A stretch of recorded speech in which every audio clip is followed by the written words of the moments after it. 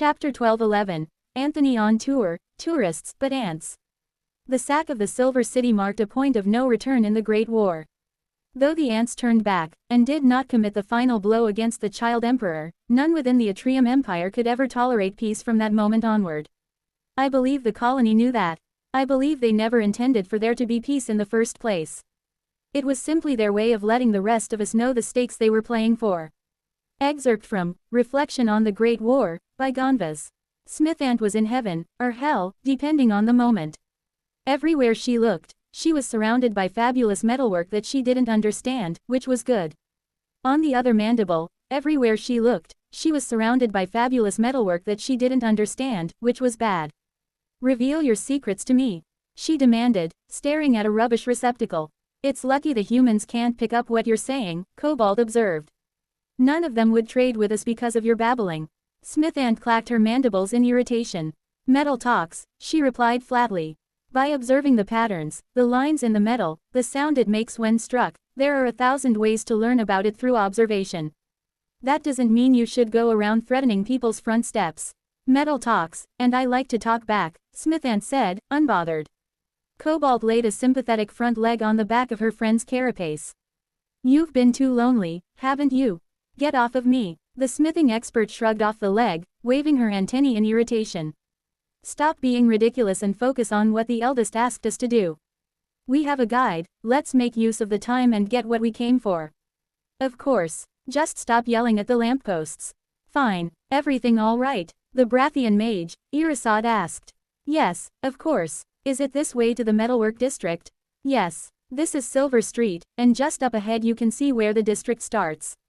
Indeed, it wasn't that difficult to discern, due to the large, extravagant arch that crossed over the road. Smith Ant gazed up at it in awe. There were at least 30 different kinds of metal woven into the pattern, each expertly used to complement those around them. The level of artistry on display was staggering. I have to find out who was responsible for this work. I refuse to believe everyone in this city is capable of smithing at such a high level. Such a thing would be a blow to Smith Ant's pride. She knew she was younger than most of the smiths in the world, but she believed her love for metal and her dedication to the craft were second to none. Why don't we ask? Irisod can translate to the guide for us. Will they just tell us? There's only one way to find out. We would like to ask if it's known who was responsible for creating the arch above us.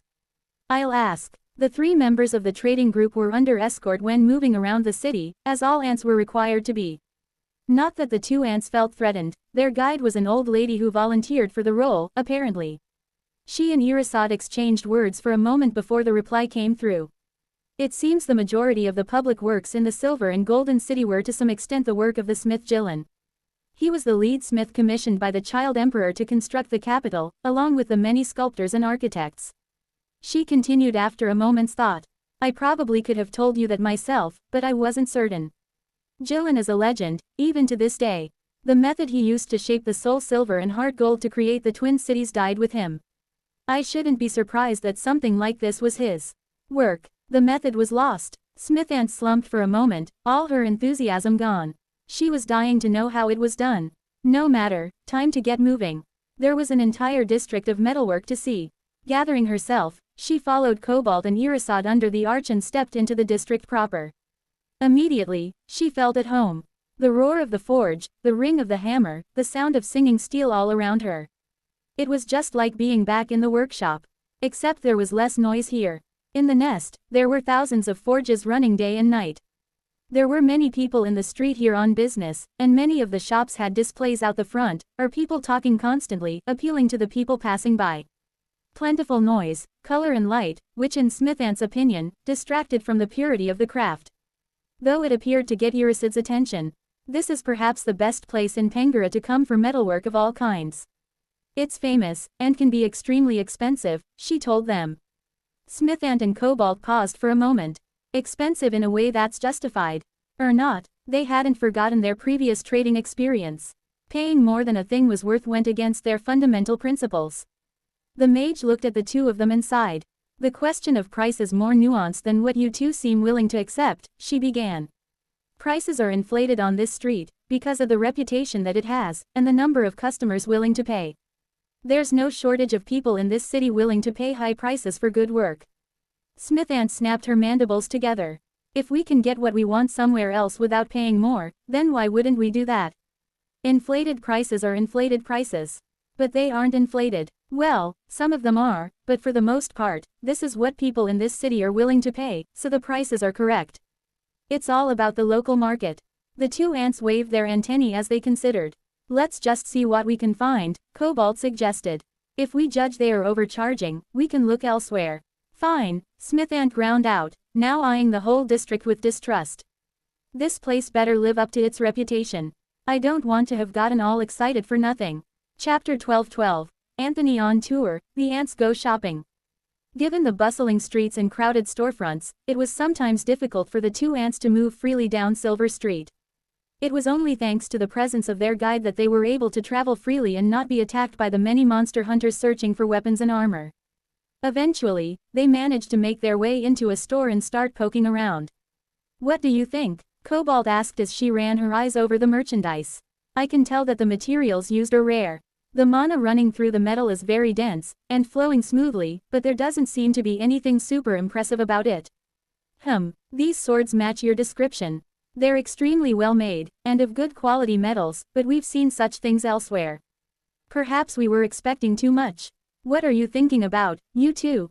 They explained their thoughts to Irisad, and she examined the blades herself before shrugging.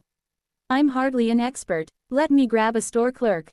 Are they a smith? Perhaps. If they aren't a smith, I don't really want to talk to them, Smith Ant said flatly.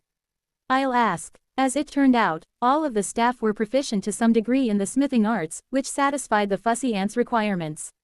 She asked Irisad to explain to them the best qualities of the store's work, and he quickly caught on to what they were getting at.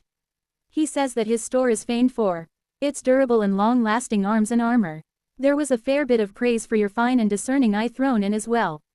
The clerk stepped forward and began pointing to various parts of the swords and armor sets, explaining their qualities. The cores are embedded and folded into the metal, and all the enchanting is done on a separate layer, then encased. This helps keep the mana channels from being damaged, even under heavy use. They'll even survive a reforging of the outer layer. That's so clever, Smith Ant muttered as she reached out with an antenna to run over one of the blades again. Why didn't I think of that? And it makes sense that they feel like such straightforward implements. Anything too complex wouldn't fit in the internal layer, which would compromise the whole point of the design. Long-lasting durability, ease of repair, reliable performance, Cobalt agreed. These are indeed well designed. They turned to Irisad. We want 2 swords, 2 spears and 2 full sets of armor. What would be a fair price? The mage rolled her eyes. That's a complex question that isn't easy for me to answer. I don't shop here much, I don't know what the going rates are for just about anything in this city. What would you pay in the conglomerate? That's not how this works, the mage exhaled a little in frustration. Give me a minute, she said. She turned back to the store representative and began to speak rapidly while the two ants stood perfectly still, watching the exchange. After 5 full minutes, she again spoke to the ants over the mind bridge. I've haggled as best I can, but the price is still prohibitively expensive. To know if this is indeed the market rate, you are going to have to do something you have thus far been reluctant to do. What's that? Cobalt asked warily. Shop around, Irisad declared, eyes gleaming brightly. We go to the competitors of this store and work out what their bottom price is. If it's cheaper, we come back and use that number to knock down the price here. Then we do the whole thing again. Both ants slumped. That sounds like such a pain, Smith Ant groaned. You want to visit other forges anyway, right? Irisad reminded them. Yes, but I don't want to backtrack endlessly haggling just so we don't end up paying more than we should. It's inefficient. In time, yes, but not in money. Time is much more valuable than money. Irisad gasped as if Smith Ant had just committed heresy. The smith glared at her. Can you buy time? She demanded. No, Irisad replied reluctantly. It's not that I don't agree with you, it's just that some things are simply not said around a Brathian. I apologize. Not at all. Thus began their exhausting day of running backwards and forwards across the district.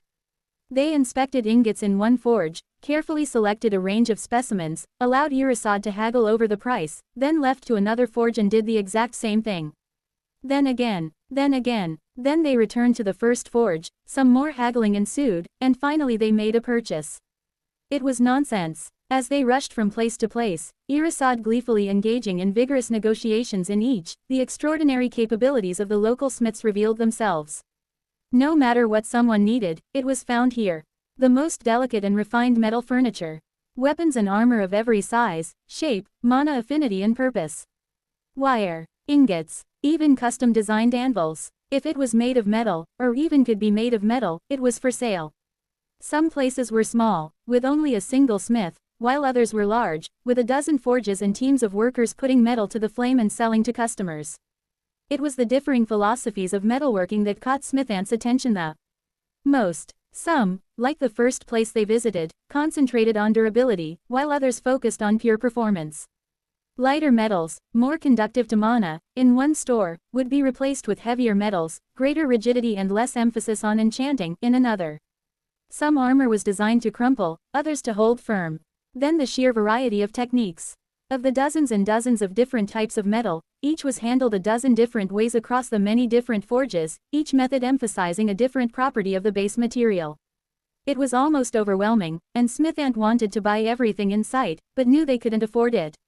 When they finally left the market, the two ants were weighed down with over a ton of metal goods between them, having spent almost their entire reserve of cores. Now that's how it's done, Irisad beamed with satisfaction. Do you understand the appeal of haggling now? The two ants looked at each other. No, not even a little bit. Chapter 12-13, Anthony on Tour, Matters of Faith. I have gravely underestimated the true danger that I will face here in the Silver City. Locked away in this warehouse, constantly watched by guards. 2 sets of guards, if I'm being accurate. My true enemy has revealed itself. Boredom. I'm so boo-red. There's a whole city out there filled with adventure and excitement. Probably. At the very least, there must be a plethora of awesome things to see. The buildings, the fine art, the non-inside of warehouse type of things. After spending so much time flopping listless on a ship, the last thing I wanted to do was spend more time flopping listless inside a building. Well, it's nice to be inside, but that's not the point. In a desperate search for things to distract my mind, I have delved into the very things that I usually try to avoid examining too closely, the vestibule and the nave.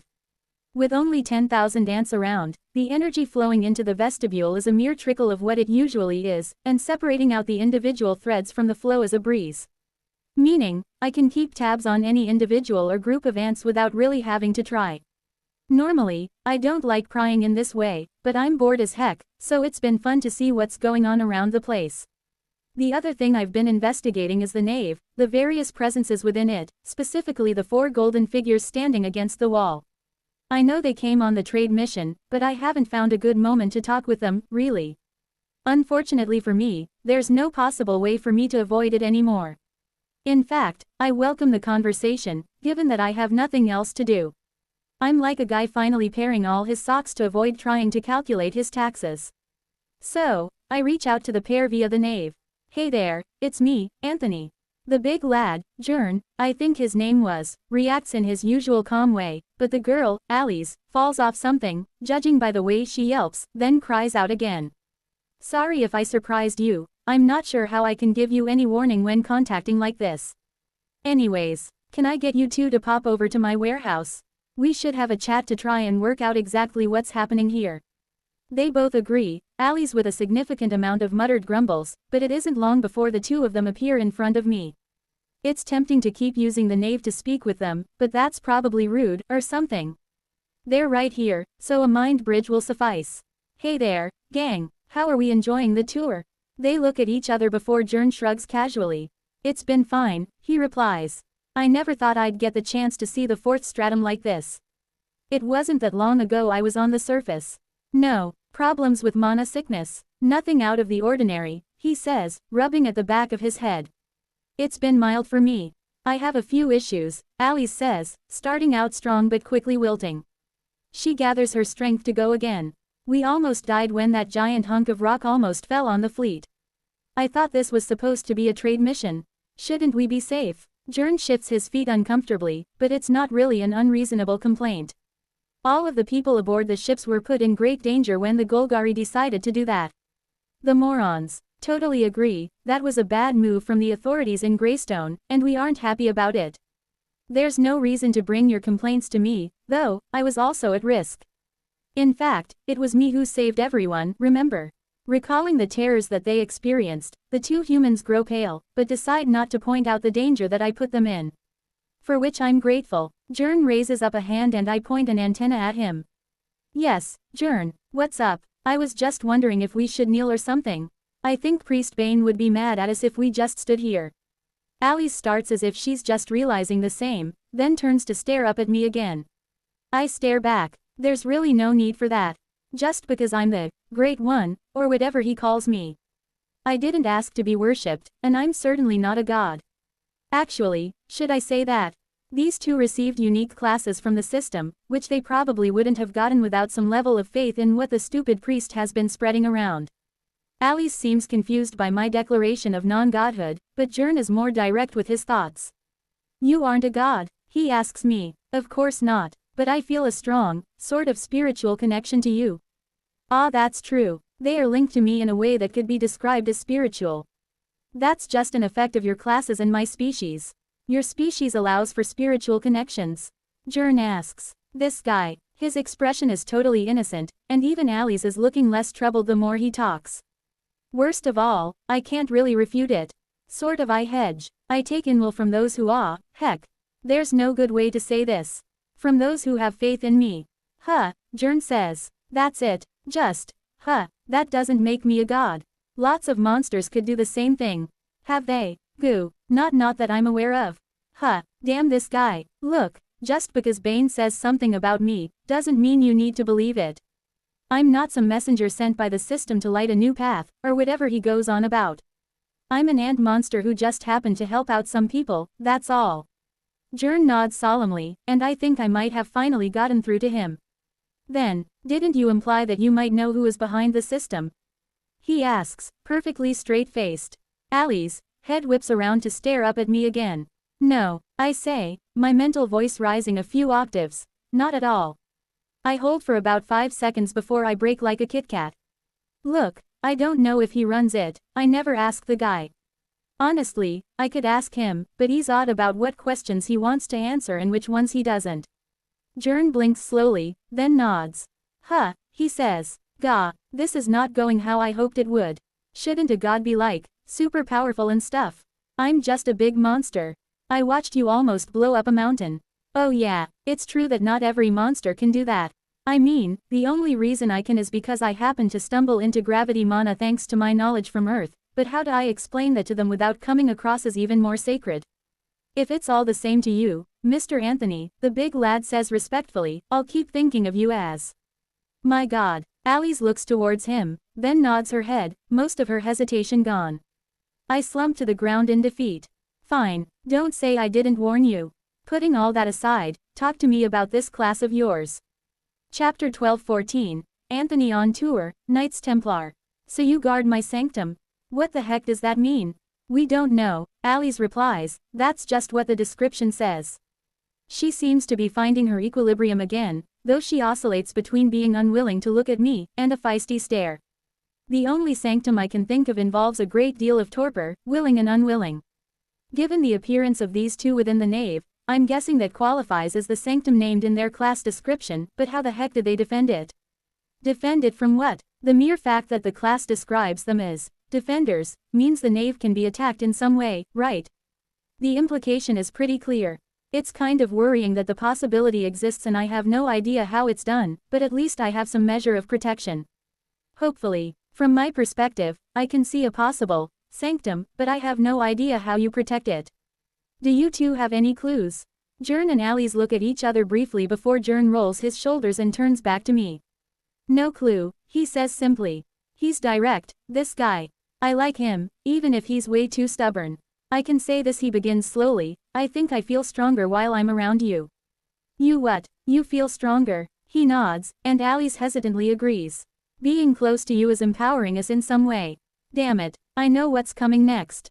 We should keep these two around, eldest, protectant whispers to me from the shadows.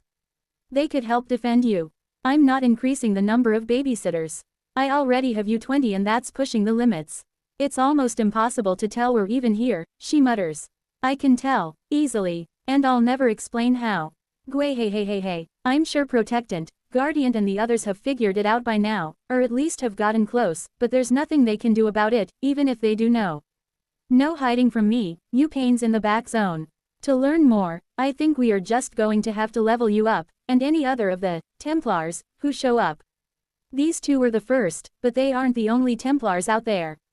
2 more showed up a while back, so currently I have 4 silent golden statues keeping watch within my nave. Alice appears eager when she hears my plans to power level them, but Jern doesn't match her energy. You don't want to level up, Jern. He scratches at the back of his head. I don't like fighting that much, he admits. I'll do it when I have to.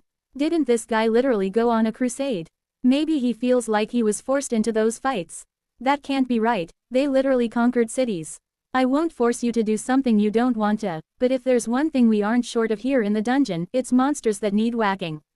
It shouldn't be that hard to pump the 2 of you up at least a few levels so we can see what your class can really do. As I understand it, they need levels and training in order to fully realize the capabilities of their classes and the affiliated skills. Not like a monster, who evolves and that's pretty much it. I mean, it takes time to learn how to use new organs and such, but we don't get major unlocks with levels like non-monsters do. It's all about the biomass. What we need to do is discuss with someone who has expertise in classes and other system gobbledygook. Someone with knowledge of religious-based classes. Someone who is willing to cooperate with the colony and won't hide things from us. Is there anyone else? I need to think for a bit longer. Please let there be somebody else. But no matter how I think on the matter, all roads lead back to the one-armed bandit priest. Can one of you get Bane in here? I sigh. And Enid as well. Heck, get Isaac while you're at it. Maybe I can deflect or minimize some of his insanity if I surround him with more sane humans. Wait, if I want sane humans, should I leave Isaac out?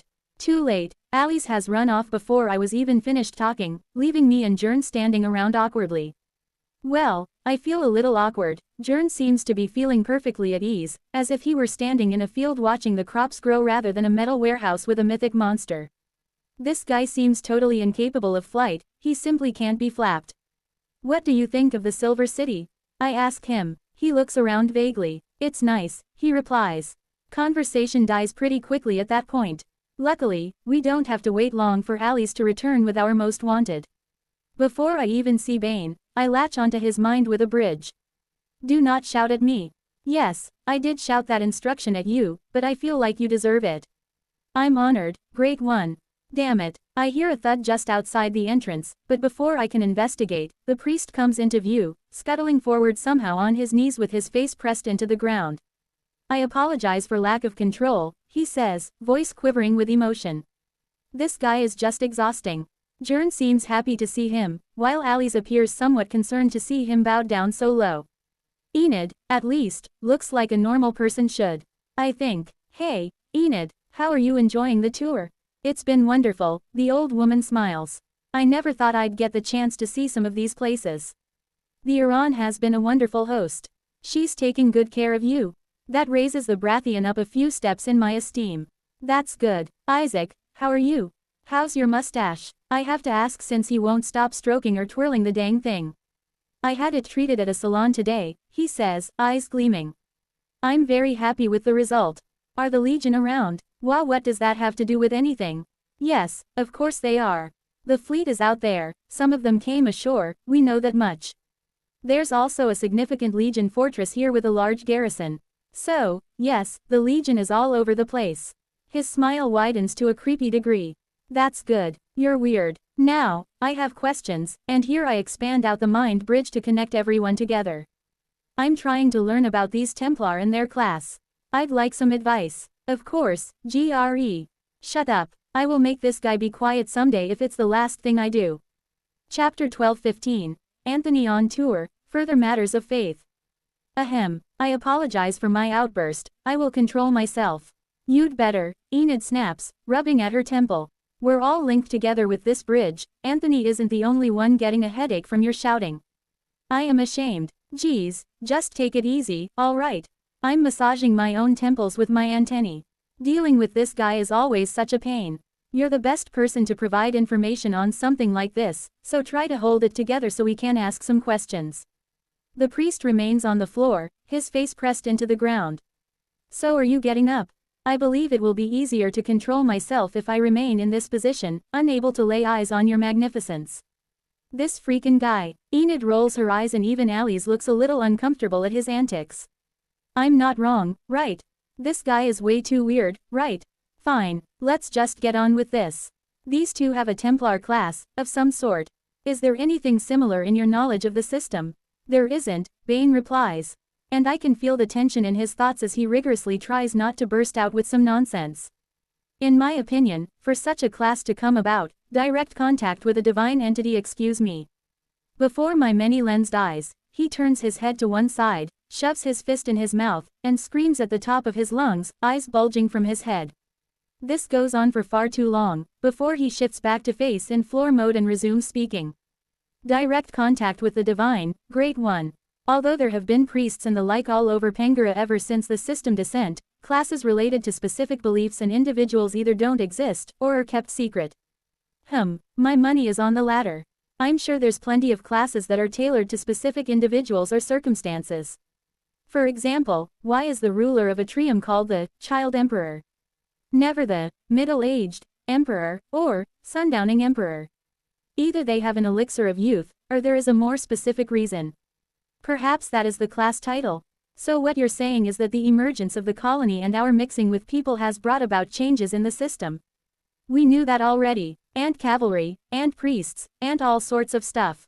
Weird classes have been popping up everywhere. Those changes are directly related to the colony, Bane agrees. However, other changes are more directly related to your. He takes a deep, steadying breath. Your nature, he squeezes out, mind vibrating with suppressed energy. I'm just a monster. A very big, super awesome monster, I tell him flatly. Who has a cool, shiny carapace, I add. Of course, he agrees, way too quickly. You don't believe me, do you? I ask him shrewdly. Of course not, he replies.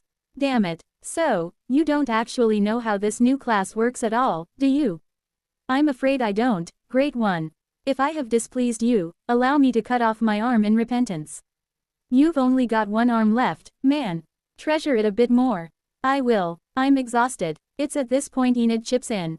Bane, isn't it the case that the Church of the Path maintains a large presence here in the Silver City? He nods into the floor. Yes, there is also a cathedral in the Golden City, but only the highest-ranking members of the church may go there. Putting that cathedral aside for a moment, would it be possible for you to investigate their library? There may be something you can learn from the books squirreled away in there. Good idea, Enid. Get this guy the heck away from me. In the meantime, we can turn our two young Templar over to Isaac for training.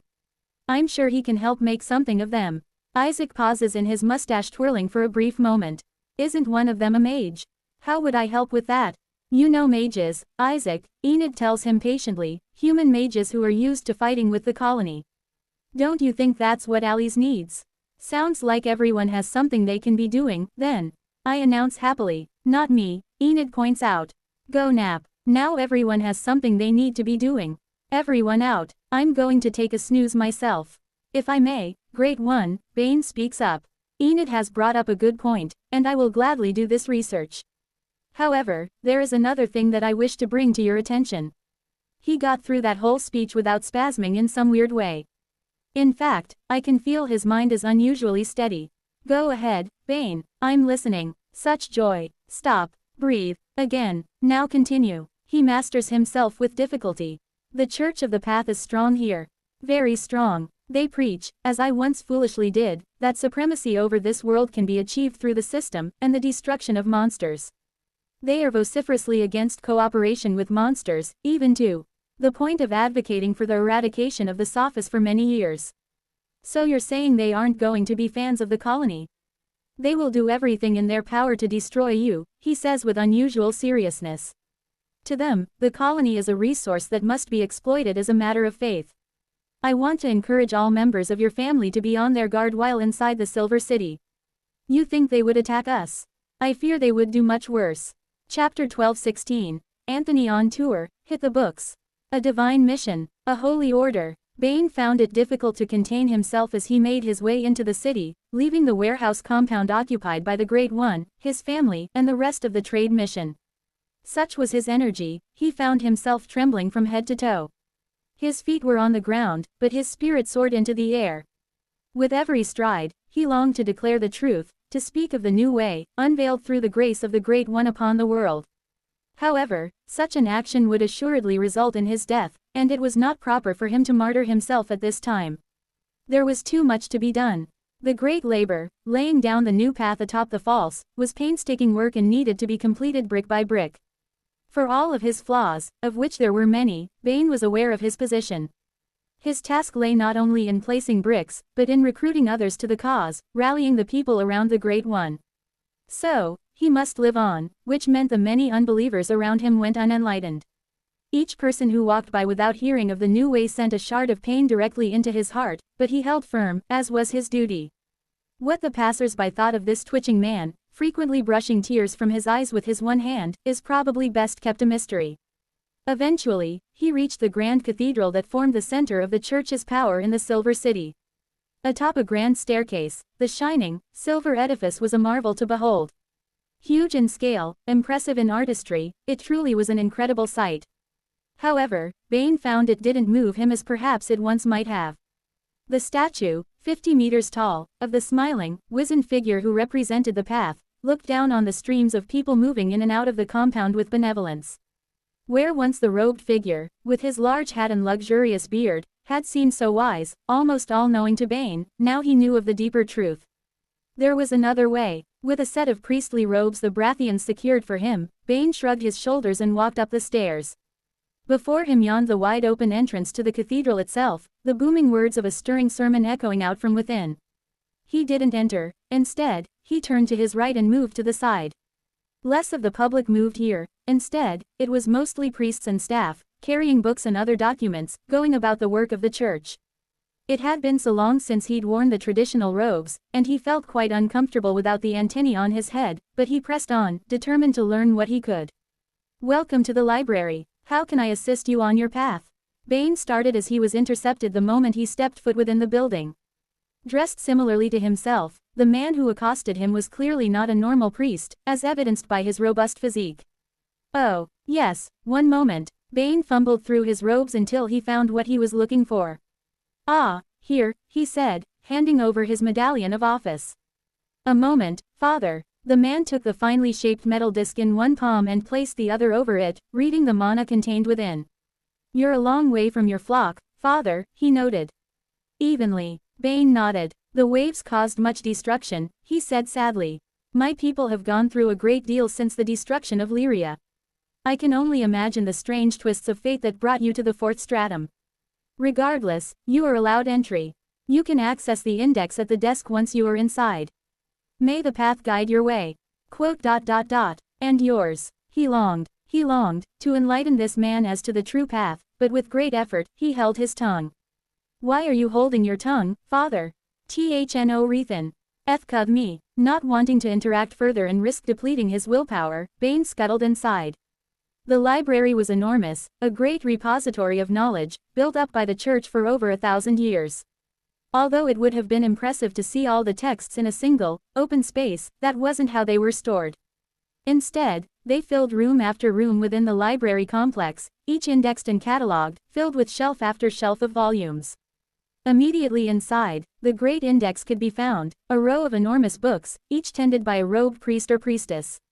After some discussion and consultation of the texts, he was given a list of books, rooms and shelves to find what it was that he sought.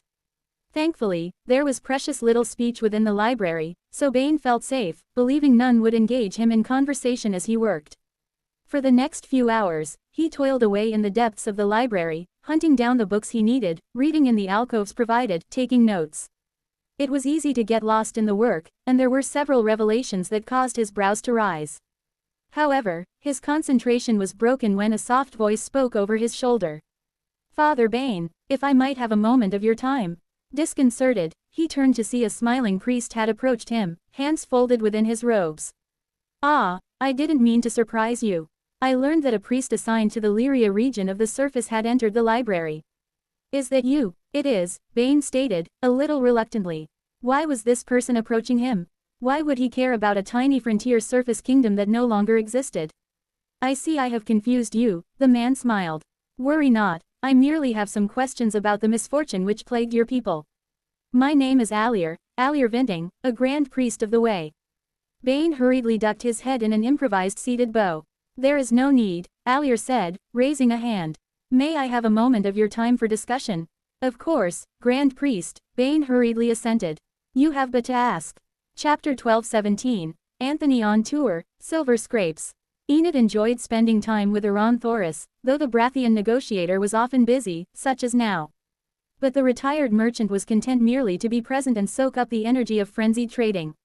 It reminded her heavily of the old days, a young Enid fighting for every scrap of gold she could get her hands on. The secret to the Brathian conglomerate's success seemed to be, they always brought that level of energy. No matter how much wealth they amassed, they were as hungry for the next sale as they were for their first. Have the table dressings arrived? I wanted to see the samples 2 hours ago. Iran demanded. Not yet. There have been issues with the supplier. Inform them we will be cutting their payment by 20% as per our contract. Timing of the delivery was stipulated very clearly. They may not like that. What if they drag their feet even further? That's what the second, 30% delay penalty is for. Have the ants approved the proposed layout for the market? They have. Iran made a humming noise of approval. It's wonderful to work with people who understand the importance of a prompt response. Enid smiled. The colony loved being organized. They were likely just as appreciative of the Brathian obsession with logistics. You seem to be putting more attention into this stop than the others, Enid observed. Iran turned to her. The other cities were important, and we made some good deals, but they were just rehearsals for the Silver City. As much as it pains me to admit it, this is the richest city in the world. Even a small slice of the market here will be as profitable as the rest of the trip. Truly, the beating heart of the Atrium Empire was an incredible sight to behold. Enid had sat and watched the gate network in action, a vast number of people coming and going constantly, even at night.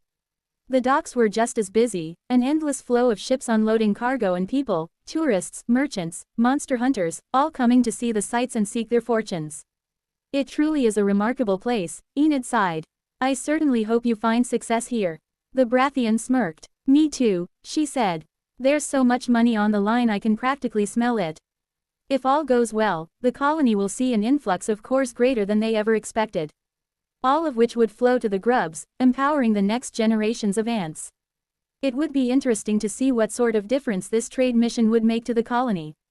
So far, they had subsided purely on what they could gain for themselves by harvesting the dungeon. Enid believed they would be shocked to see what they would gain by engaging in commerce. Iran, the samples have arrived.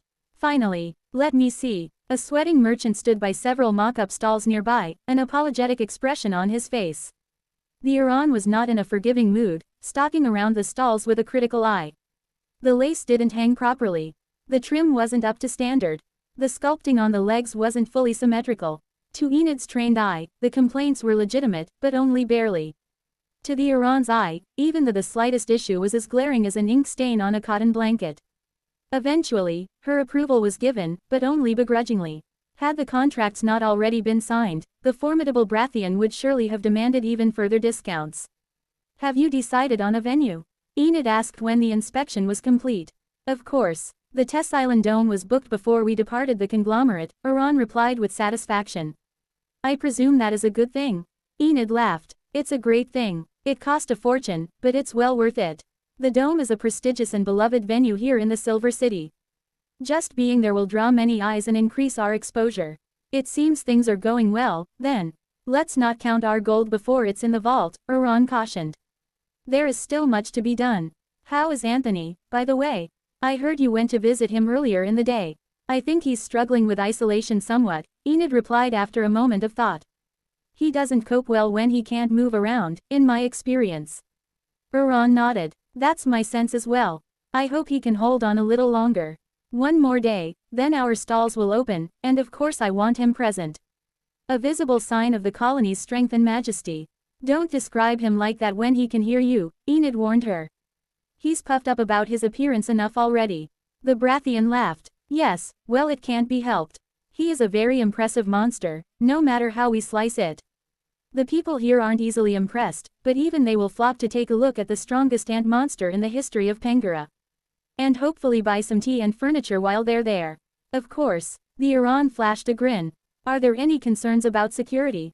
Enid asked quietly. I had a discussion with some of my people earlier, and they warned that some in the city would be hostile towards the colony. There are always those who are hostile towards monsters, Iran replied. Not that we aren't cognizant of the danger. With Anthony lying low, the risks of an incident are greatly reduced, but we are doing our best to ensure all members of the colony are escorted whenever they leave the compound.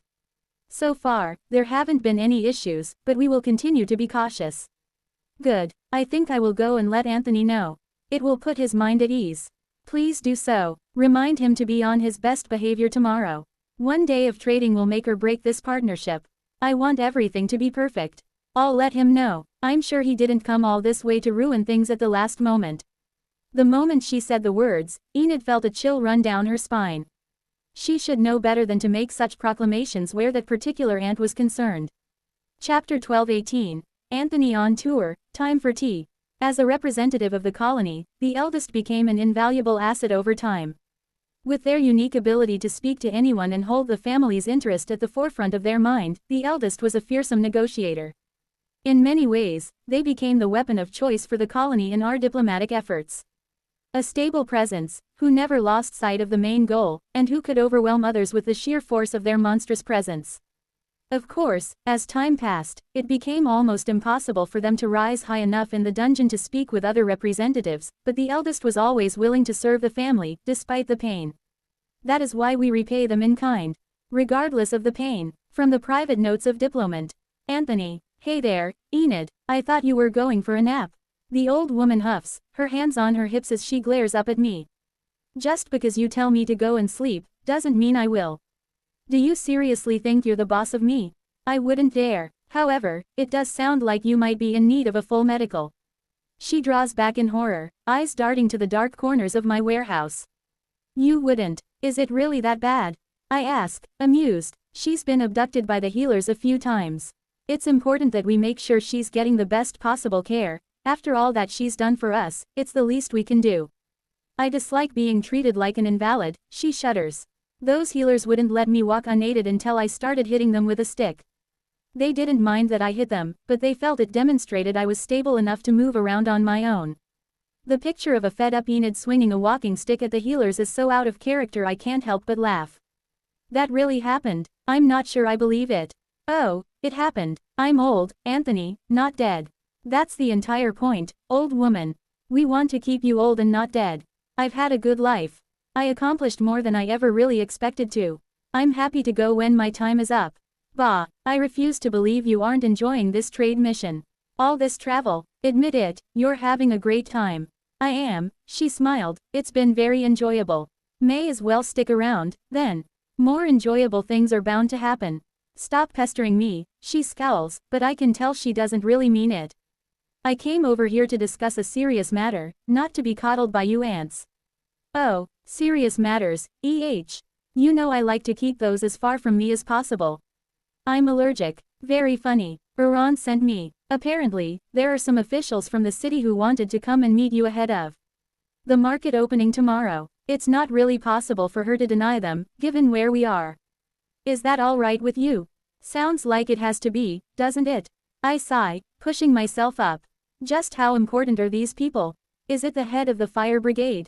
Leader of the local, Friends of the Grape, Wine Society? Or the leader of the army, or something? I need to gauge my level of flippance. I'm not exactly sure, she replies, looking a little troubled, and I don't think the Iran knows either. I would take them seriously and be on your best manners, regardless. Fine, better roll out the red carpet, then. By the time our guests arrive, I've enlisted the help of Cobalt to get things looking presentable. A nice table is put in place, chairs, all that stuff.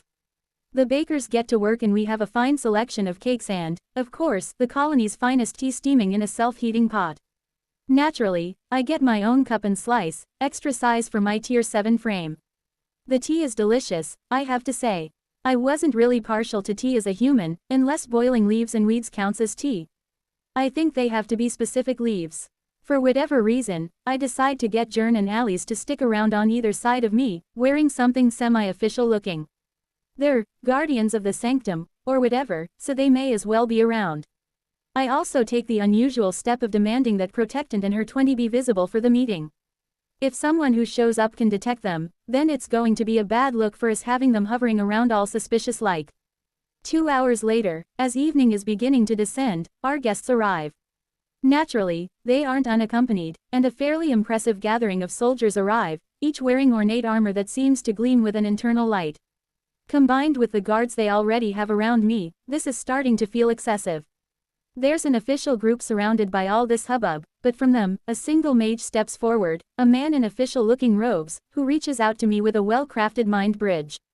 Seriously, after all this time, I know an expert at work when I see one. This bridge is flawless, and whipped together with such speed. Clearly not a usual mage. Greetings. I am to be the official go-between for this meeting. I trust that is satisfactory. Sure, I wave him forward with an antenna. Nice to meet you. I'm Anthony. Can I interest you in some tea? Or cake? It's good stuff. Anthony, is it? An interesting name for a monster to take. Really? I ask, confused. We've got all sorts of names here in the colony. There's one who called themselves Brilliant, if you can believe it. That does seem rather bold, the mage agrees. I would love to accept your offer of refreshments, but first they must be checked, for safety. I'm sure you understand. Seriously, these people are being a little too careful, aren't they? Who would seriously attempt to poison some random officials in the middle of their city while surrounded by soldiers? Nevertheless, I agree, because I don't have any choice, and because I don't really care. Who the heck are these people and why do they want to talk to me? Chapter 12-19, Anthony on tour, an odd engagement. The mage is smooth, I'll give him that. Whoever this guy is, I really should get a name, he's clearly got some experience in this sort of thing. Which is impressive, considering there can't have been many meetings with giant ant monsters. Without a hitch, taste testers step forward and go over the food. In the blink of an eye, they've waved little devices, taken a sip or nibble, and cast some magic over every edible item on the table. For a fleeting moment, I wonder if they consider excessive sugar or butter to be a poison. I mean, it's not exactly good for you. Would they declare the colony has attempted to kill their leaders via excessive cholesterol? Let's not forget the eggs. However, my fears dissolve into nothing as the specialized anti-poison squad steps back from the table, bowing low, to me for some reason, then to the mage, and then to the people behind them. That's altogether too much bowing. Those guys are going to have back problems if you make them bow that much, I point out helpfully to the mage. Better to stave off these health concerns before they become serious. It's simply a gesture of respect. I hope you do not take offense. Offense? From what? I'm confused. Allow me to introduce the individuals who have come to meet with you. The mage transitions smoothly, not letting the conversation come to an awkward junction. This guy is quick on his feet. Can I get your name, first? Of course. How rude of me. He goes to bow, then thinks better of it and straightens. I am the senior mage and interlocutor of the tower, Rathwin Werelos. I am pleased to make your acquaintance. Sure, nice to meet you. Now, please introduce me to these esteemed guests. It would be my pleasure. There are 5 who have come to meet with you as the representative of the colony. From left to right, we have Alir Vinting, Grand Priest of the Way, Cassis Moran, leader of the Dungeon Delvers Alliance of Atrium, Florence Argyle, of the City Beautification Committee, Georgia Wynn, of the Merchant Cooperative, and Thorison Urs, of the Mayor's Office.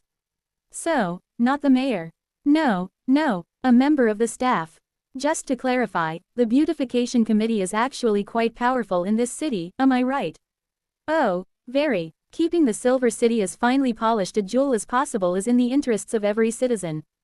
Figures. The others make sense. We've got a bigwig priest of some sort, which I expected. They don't like us, consider us as spiritual sacrifices offered up by the dungeon, no less. But of course they want to come and take a look at the goods. Dungeon delvers, of course, make perfect sense. They kill monsters for a living. I'm a monster who doesn't want to get killed, so we have a conflict of interest. Merchants aren't a surprise, nor is the mayor's office. We're here for business, so merchants, sure, and the mayor wants to make sure I'm not going to blow up their city, which is also fine. Let them all know they are welcome to my table. Please tell each of them I'm grateful for them making the time to come and meet with me. I'm not used to entertaining guests, being a monster, but they are more than welcome to join me at the table for some snacks and tea. Rathwin passes on my words using the crude means of mouth speaking, and the 5 individuals don't exactly rush to the table, but they do approach and take a seat, reaching out for the tea and taking reserved sips. On such short notice, we weren't able to prepare much, but I hope they enjoy. Try the biscuits, a personal favorite. I lean down to the table and nibble on my own. Delicious. The right balance between crunch and crumble. The guests watch with a sort of semi-horrified fascination to see a giant insect monster chowing down on a nice bicky, but hey, that's hardly the weirdest part of this conversation. I assume they have questions for me. I ask Rathwin as the guests look up at me and begin to snack. Or something they would like me to say. I mean, I'm happy to drink tea and snack if that's all they came for. The mage smiles politely. I'm sure they have other things on their mind. I will ask them if they would like to ask you anything. They discuss amongst themselves for a bit before the privilege of asking the first question seems to fall on the priest. Grand Priest Alirvinting would like to say that he met with a priest that you may be familiar with today. Ah heck, he's not arrested, is he? I'll ask. A brief exchange. He isn't. The Grand Priest was wondering how the man came to lose his arm. Apparently, he was quite evasive when pressed. Oh, I bit it off. You bit it off. Yes. To be fair, he did hit me in the head first. It hurt. Pass that on. The Grand Priest smiles and nods when my answer is passed on to him, and he asks another question. The other guests don't seem all that happy to hear that I'd chomped the arm off a priest, but I wasn't about to lie to them. For all I know, they can detect lies as well. Grand Priest Alir didn't get the sense that Priest Bane was all that averse to the colony, despite his injury and the manner in which he received it. Hoo boy, what to say about that damn priest and his enthusiasm for the colony? We helped a lot of people after the disaster of Lyria. Once he realized we wouldn't hurt anyone if we weren't attacked first, he was keen to facilitate bonds between the refugees and the colony, for mutual gain. No lies there. Didn't need to mention the inconvenient worship of ants, either. The Grand Priest sits back, seemingly satisfied with this answer, though he does appear to be looking at me much the way Tiny would look at a pile of biomass, which isn't great. Next to present a question is Florence, of the Beautification Committee. Ms. Argyle would like to know what your carapace is made of, and if there was a way to access the material. She is quite taken with its hue and luster. I mean, of course she is. My diamond carapace may not shine as bright as it did before, but now it has a more mature appeal. Sadly, I can't really answer that question. I won't reveal what it is, and I can't think of any way to get it, other than peeling it off my dead body, of course. The poor lady pales at that and waves her hands, looking faintly ill at the thought of violence. She would like to stress she wasn't implying such a thing. Of course, no problems here. It's a super rare material, a variant of diamond, and I just can't see how you would find it naturally occurring in the dungeon. It's possible, deeper down, I suppose. Now, who's next? Chapter 1220. Anthony on tour, why would I? While the representative of the Beautification Committee recovers, the chap from the mayor's office decides to chip in.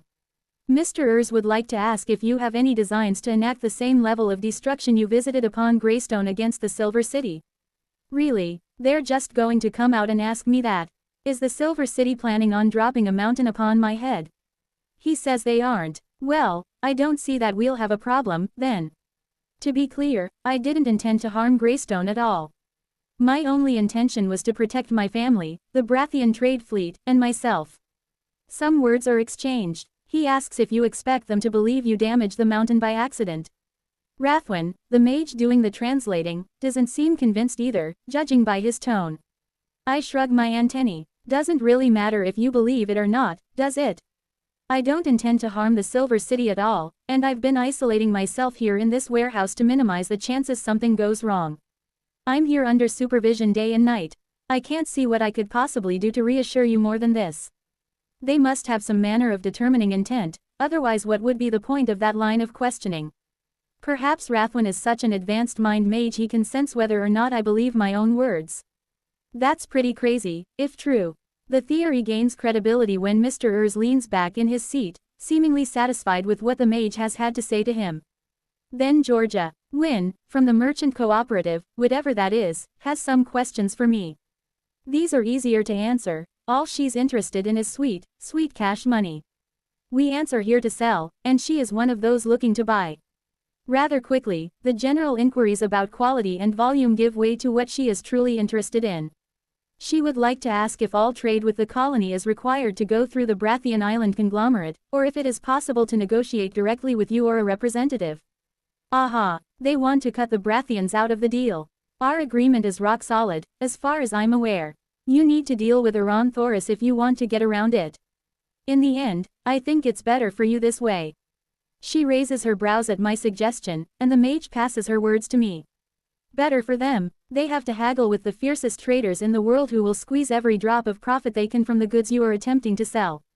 Ms. Wynne wonders if you realize just how badly your family is going to lose out on this deal.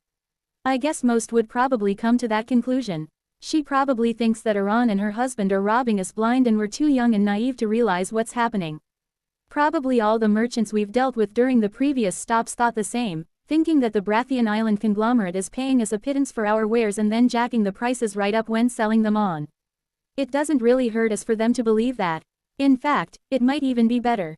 The average consumer may be more willing to spend on colony goods if they believe the Brathians are taking the lion's share and the monsters are getting a pittance. If you think we're getting robbed, then you should probably go and speak to Thoris and see if she thinks the same. There's a reason I said this situation is better for you. Ms. Wynne would like to know what that reason is. I clack my mandibles together lightly. Because otherwise, you'd have to negotiate with me. And that would be difficult. Luckily for all of us, you don't have to find out. Only the Brathian Island conglomerate will have to suffer through the experience. With the various methods of extracting better deals for themselves exhausted, there is little option but for the merchant to give up and allow someone else to speak. Alier Vinting, Grand Priest, would like to know how many members of your esteemed colony there are right now. You're just going to come out and ask as well. Seriously, you want to count the chickens this far ahead of the hatching, they practically haven't been laid yet. I suppose I have to give him an answer, and an honest one at that. I have absolutely no idea. As much as I would like to spend my time tickling the grubs and counting the brood, I've had other things occupy my time. This guy, I can tell by the gleam in his eye that he knows exactly what he's doing, and that he knows I know as well. Cheeky, you think you can feast on my family? Before long, this city is going to be flooded with fine ant merchandise that they'd rather not live without. It's going to be a lot harder garnering support for a war than you think. Another idiot priest. Finally, it becomes time for Cassius Moran, the leader of the Dungeon Delvers Alliance, to speak. So far, he's been extremely reserved, listening to the responses the mage has translated with interest but without offering anything himself. Now, he leans forward and speaks to Rathwin in a deep, clear voice. Mr. Moran would like to know if the rumors of the colony establishing their own Delvers office are true. Oh heck, I'd totally forgotten about that. I do remember offering a commission for any and all centipedes that they could bring us. A bounty, cleansing the dungeon of the filth at the colony's expense. You'll have to excuse me, I need to consult with one of my own people for an update on that. I hope you don't mind. It doesn't take long to get Cobalt in the warehouse so I can ask her directly. As a member of the council, I hope she has some idea what's been going on. Remember when I told those monster hunting people that we'd pay them for every centipede they brought us? Of course I remember. Is that still happening? Well, it was when we left. There were quite a few who'd taken us up on the offer. There were 20 different groups hunting centipedes last I'd heard. We had to build an exchange for them. Good to hear. I turn my attention back to the mage. Yes, we are still doing that. Currently, we are offering commissions to hunt for certain monsters, and I'm told there are at least 20 teams actively working around our mountain. Mr. Moran would like to know the details. This is unorthodox, and he needs to ascertain if the colony is stepping upon pre-existing rights. Nice of him to be upfront about it. It's a straightforward transaction. They bring us remains of a specific type of monster, and we pay them in cores. That really is the extent of it. The man strokes his chin before asking another question. He would like to know what specific type of monster has drawn the ire of the colony to this extent. Centipedes, I reply directly. And why? They're centipedes, I return, confused. Do we need any further reason than that?